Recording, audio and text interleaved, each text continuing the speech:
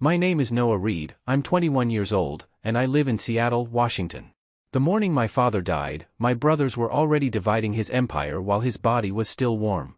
I stood at the hospital doorway watching as Elias scrolled through his phone, calling our lawyers to discuss succession details. Beside him, Grayson was on his laptop, analyzing property values like he was reviewing quarterly reports instead of watching our father fade away.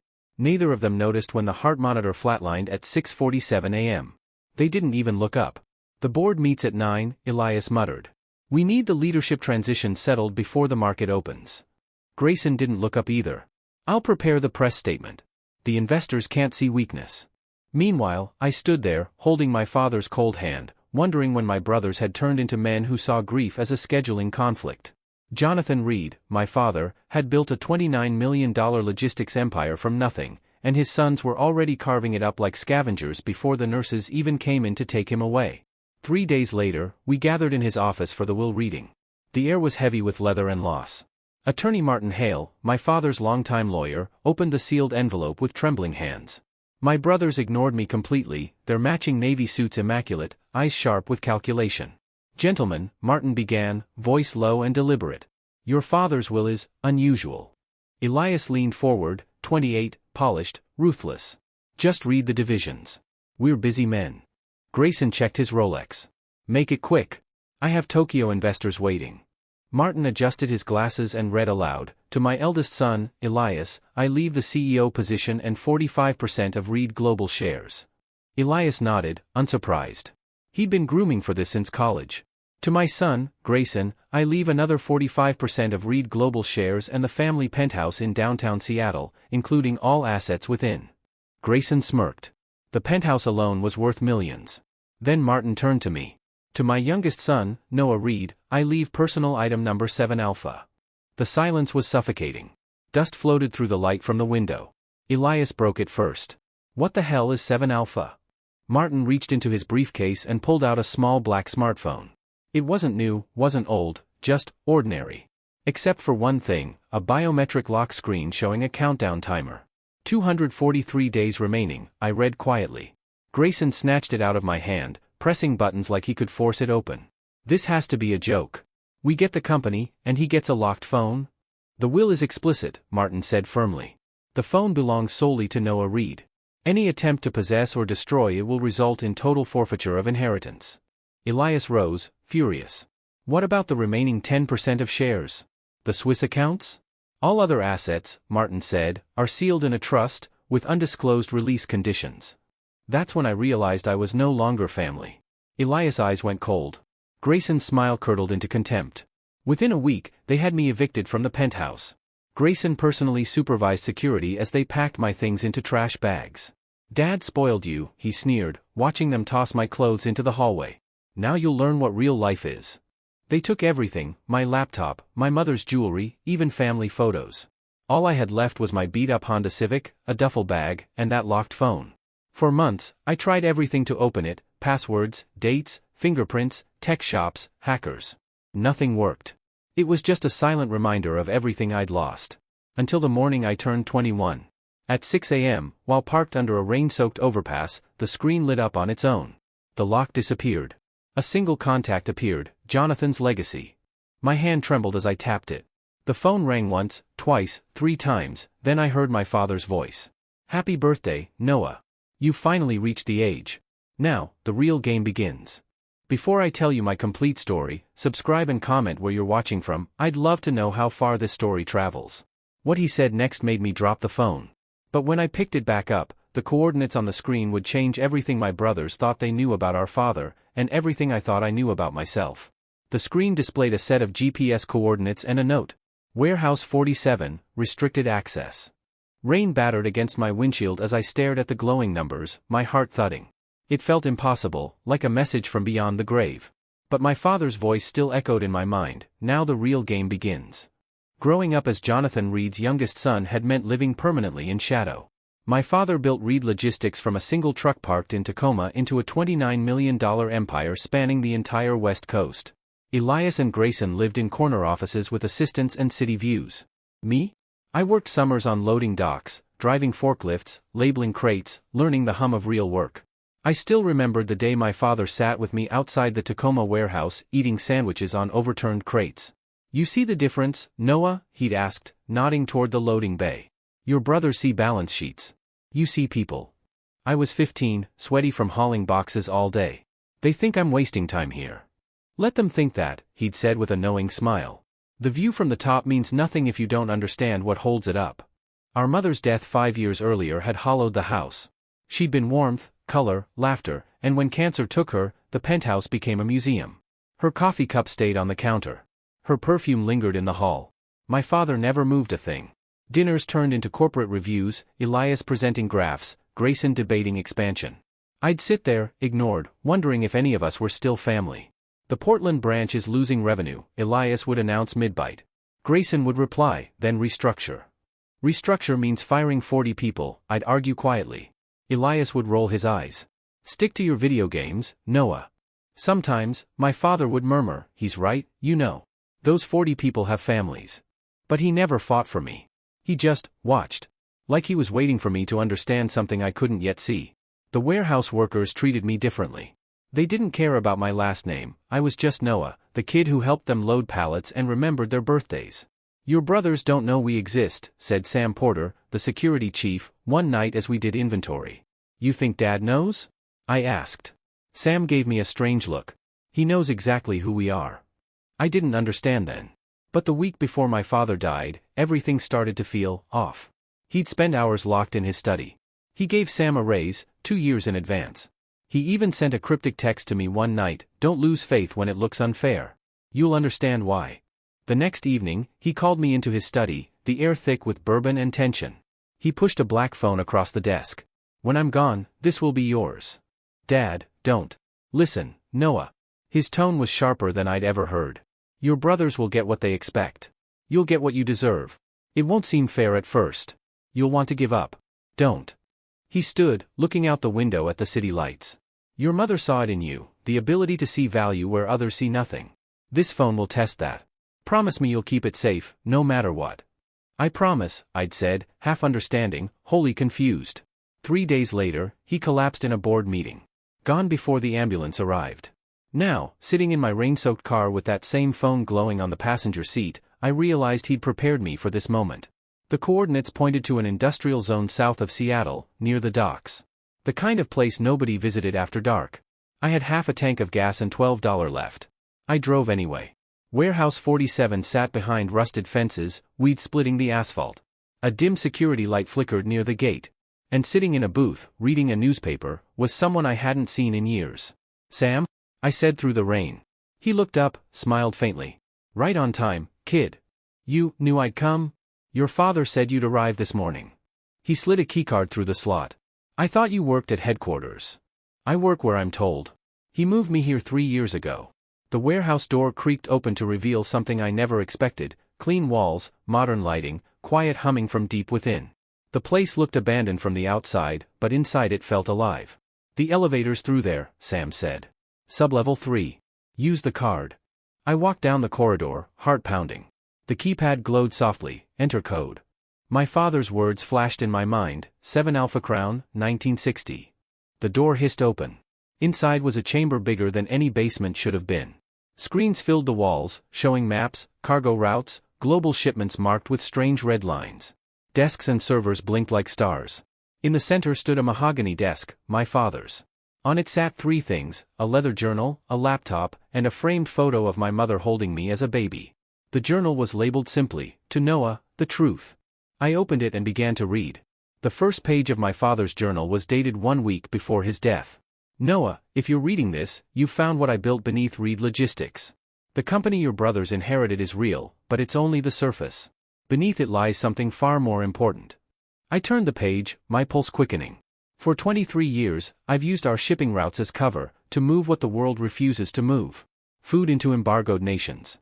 Medicine into conflict zones. Textbooks into refugee camps. We call it the Reed Foundation. Officially, it doesn't exist. But it saved more lives than any business I ever ran. I sat back, stunned. My father, the man my brothers called cold and corporate, had been running a global humanitarian network under their noses. Every loss Elias complained about, every inefficient route Grayson wanted to cut, they were all part of this. The laptop powered on without a password. The screen came alive with spreadsheets and encrypted files, accounts in Switzerland, Singapore, the Cayman Islands. Total balance, $403 million. A yellow sticky note was taped to the corner. This isn't wealth, Noah. It's responsibility. Then the phone rang. Not a recording, a live call. The screen showed Foundation Command. I hesitated, then answered. This is Noah Reed. A calm British voice replied, Mr. Reed. My name is Harrison Pike, Director of Operations for the Reed Foundation. We've been waiting for your call. You knew my father? For 23 years, he said smoothly. He told me that when you reached 18, the leadership would pass to you. Congratulations, Mr. Reed. You're now the majority controller of the world's largest underground humanitarian operation. I don't understand, I said, pacing. My brothers run the company. Your brothers run the visible company. You now control the one that matters. I stared at the monitors, routes blinking through Syria, Somalia, Venezuela. All the regions my brothers had called low-profit zones. All the routes I'd once defended at the dinner table. Harrison continued, every decision your father made was strategic. The phone's encryption wasn't random. It monitored you, tracked your choices, your survival, your refusal to surrender it despite hardship. It wasn't just a lock. It was a test. A test? Your brothers failed. There's the moment they chose greed over loyalty. But you, Noah, you passed. I rubbed my temples, trying to process it. Passed what, exactly? The test of values, Harrison said simply. The phone activated only when you reached 18 and proved you wouldn't sell, destroy, or abandon it. The program inside recognized endurance, not privilege. The phone buzzed again, displaying access, granted. New files opened on the laptop, transferring documents in real time, deeds, trusts, and stock certificates. I blinked at the numbers. This can't be right. These are majority shares. They are, Harrison confirmed. Your father created 17 different versions of his will. The one your brother saw was only one scenario. The Real transfer triggered today, on your 18th birthday. You now hold 55% of Reed Global. I own the company? You own both, he said. Reed Logistics, and the hidden foundation it protects. The floor seemed to tilt beneath me. I stared at the old mahogany desk, the same one I'd seen my father behind for years. For the first time, it felt less like a symbol of wealth and more like a burden. Harrison's voice softened. Those summers you spent working in the warehouses, that wasn't punishment. That was training. Your father wanted you to learn logistics from the ground up. The workers who trained you weren't just employees. 17 of them are Foundation operatives. My breath caught. Sam, head of North American Security. Carlos, Marcus, Elena, all field operatives. They taught you everything you'd need to know to lead this. I remembered Marcus showing me how to hide cargo in plain sight. Elena explaining forged manifests. Carlos teaching me route optimization that avoided conflict zones. I'd thought they were just kind people helping a kid understand his dad's company. They were preparing me. Pull up file designation, Crown 7, Harrison said. The file opened to legal documents listing the current corporate structure. Under majority ownership, Noah Reed, 55%. My throat tightened. My brothers will never accept this. They don't have to. The documents are legitimate, notarized, and recorded. Contesting them would expose the Foundation's existence, something they'll never risk once they learn what it is. Then what do I do now? I whispered. Continue your father's work, Harrison said. We have operations across 47 countries. We move chemotherapy drugs to children in war zones, food through embargoes, education supplies where schools don't exist. All hidden inside legitimate shipping routes. I looked up at the massive screen, one blinking red dot standing out, a convoy near Idlib, Syria, labeled, Delivery in Progress. A message scrolled beneath it, 2,174 children reached. Tears blurred my vision. My father did this? For 23 years, Harrison said. And now, it's yours. The phone buzzed again with another encrypted alert. Transfer complete. Authorization, Reed Jr. Bank accounts, Foundation trusts, operational keys, all moving under my name. I sat in silence, listening to the hum of the servers, the rain pounding above me, and my father's voice echoing in memory. This phone will test you. Harrison spoke one last time. Your brothers don't know it yet, but they work for you now. They just don't understand why. The line went silent. For a long time, I just sat there, staring at the framed photo of my mother and me, realizing my father hadn't left me behind. He'd left me the truth. And with it, a choice. By dawn, I had driven back into Seattle. The skyline was still half asleep, hidden behind gray fog, but my mind was electric. I hadn't slept. The words from Harrison replayed again and again, "They work for you now, they just don't know it yet." When I pulled into the underground garage of Reed Global, my stomach twisted. I'd parked here hundreds of times before, usually to deliver coffee to my brother's meetings or pick up mail. This time, I wasn't coming as the forgotten youngest son. I was coming as the rightful owner. In my passenger seat sat the documents Harrison had sent overnight, notarized ownership certificates, legal filings, trust transfers. Every line had my name on it. Noah Reed, 55% ownership. Majority shareholder. It was time to walk into the world my brothers had stolen and take it back. The elevator doors opened into the top-floor boardroom. I could already hear their voices through the frosted glass, Elias and Grayson, mid-argument. They had no idea what was coming. I pushed the door open. The room went silent. Grayson looked up first, irritation flickering across his face. "Security," he barked. "He doesn't belong here." "Sit down," I said quietly, laying a folder on the table.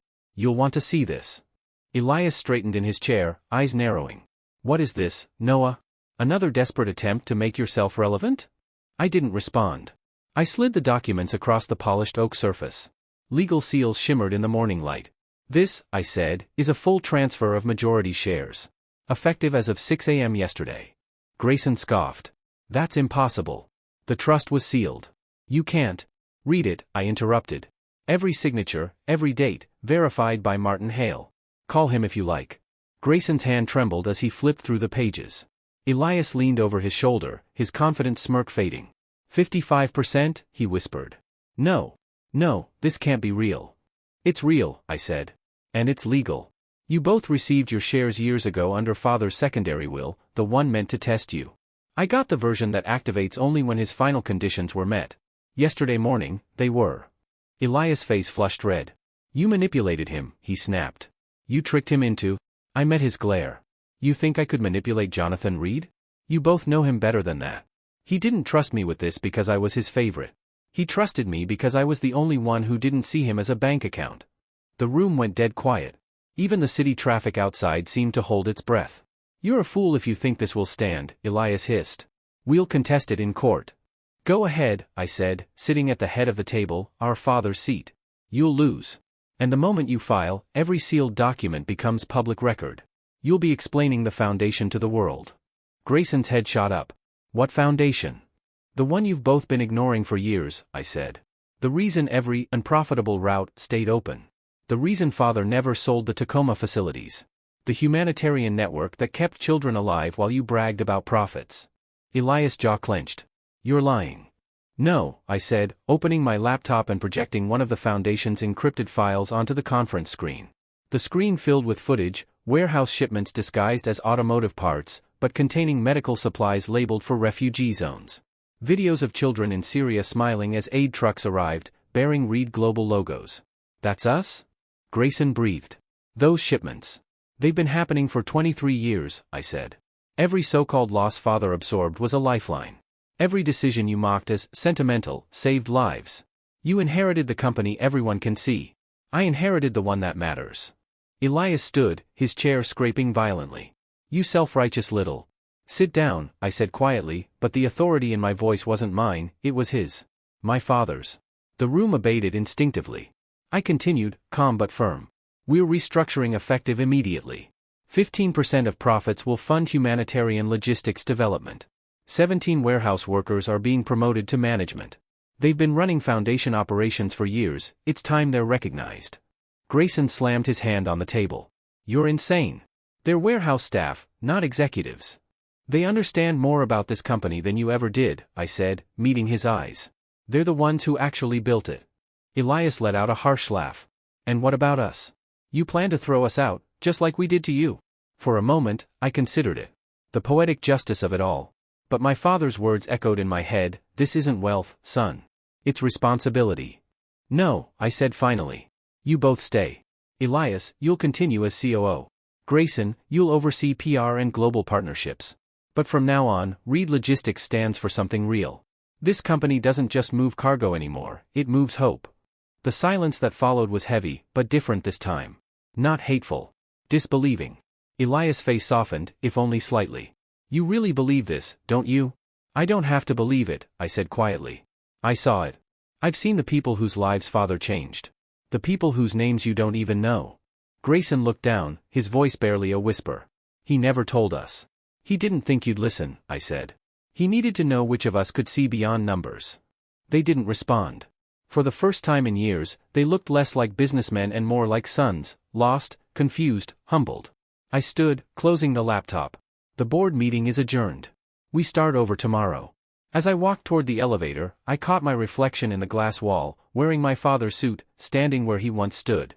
For the first time, it didn't feel like an imposter looking back at me. It felt like legacy.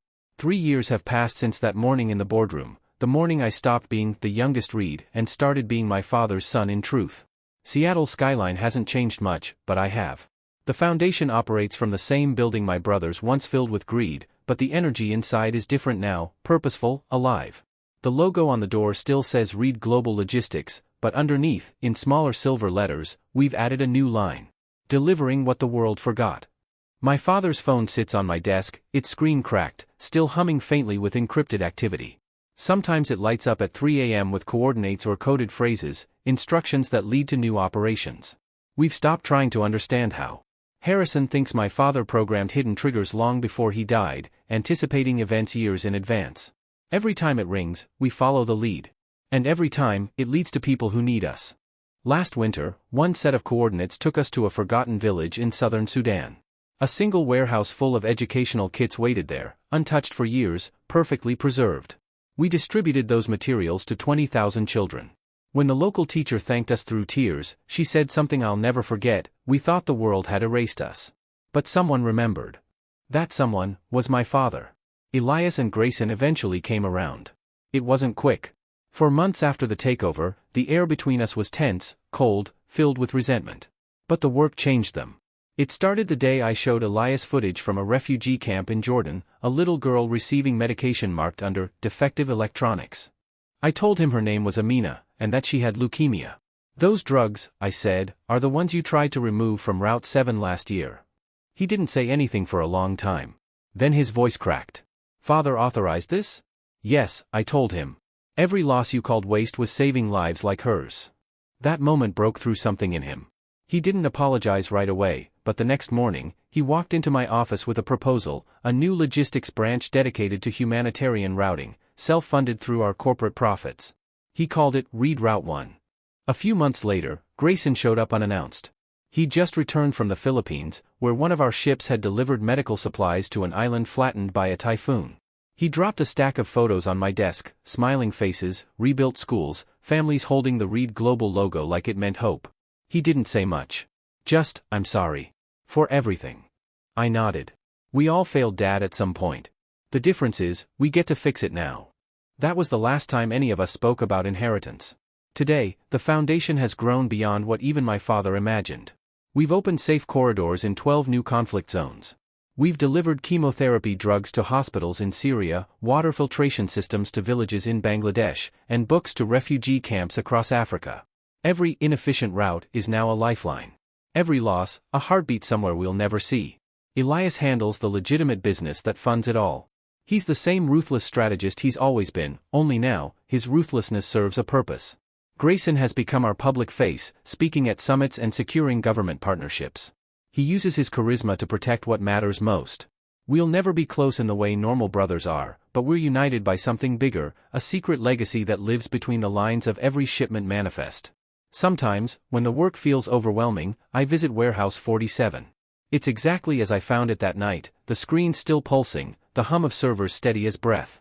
My father's photo still sits on the desk, beside my mother's. Every time I walk in, it feels like they're both still there, watching quietly, proud. I remember the last words my father said in that recording: the real game begins. Back then, I thought it meant revenge. Now I know it meant responsibility. Wealth isn't measured by what you keep, it's measured by what you can afford to give away. That lesson took everything to learn: my home, my comfort, my family. But losing everything showed me what truly mattered. It took homelessness to understand wealth. It took betrayal to understand trust. It took a locked phone to unlock my purpose. So, if you ever feel like life handed you something worthless, a setback, a disappointment, a loss, hold on to it. You never know what's hidden beneath the surface. Sometimes, the thing that seems meaningless is the key to everything you're meant to become. The phone on my desk lights up again. Coordinates. Another mission. Another life to change. I smile, whispering the same words my father once did. The game isn't over, it just changed players. Before I end my story, remember this: true inheritance isn't what you're given. It's what you choose to build from the pieces left behind. If this story moved you, please like this video and share it with someone who needs to hear that sometimes the hardest gifts hide the greatest lessons. Comment below about a time when something that seemed worthless became priceless in your life. And don't forget to subscribe for more powerful stories that remind us that real legacies aren't measured in money, but in purpose, patience, and the courage to hold on when letting go seems like the only option.